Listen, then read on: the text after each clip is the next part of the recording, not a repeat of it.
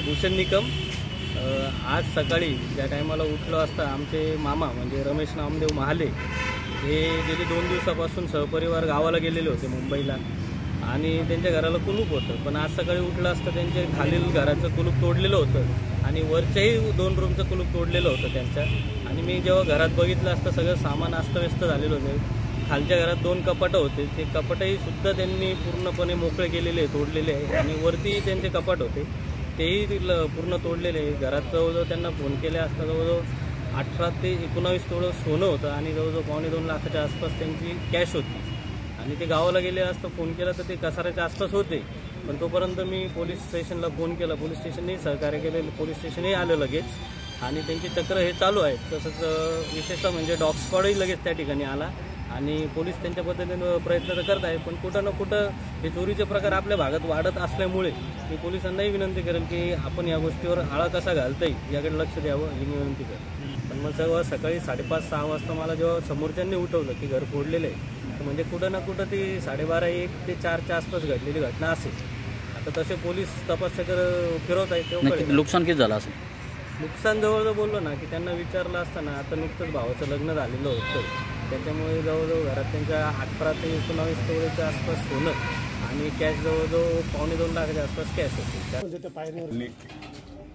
नीलदरा परिसरामध्ये room number 1681 Shri Mahale त्यांच्या घरामध्ये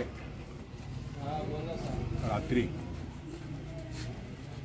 चोरट्यांनी त्यांच्या घरातलं सोनं आणि कॅश वाटतं जवळजवळ 19 ते 20 तोळे सोनं आणि 1-1.5 लाख रुपयाची कॅश त्या ठिकाणी लंपास केलेली। सातूर पोलीस स्टेशनचे वरिष्ठ पोलीस निरीक्षक नलोडे साहेब व PSI वाघ साहेब निश्चितच या चोरांना पकडून आणि अन्यायग्रस्त महाले कुटुंबाला नक्कीच न्याय देतील ही माझ्या मनामध्ये खात्री आहे। काल रात्री इथं चोरीचा प्रकार घडला आहे, त्या संदर्भात आपण काय आवाहन करणार, काय सांगणार? आमचे सातपूर परिसर नाभिक समाज मंडळाचे रमेश महाले यांच्या घरी रात्री 2 ते 4 वाजेच्या दरम्यान जी मोठी घरफोडी केली झाली। कारण रुपया जमा करून मुलांचे लग्न करतात आणि ते सोनं घरात ठेवतात, परंतु काही कॅश पण त्यांच्या घरातून गेलेली।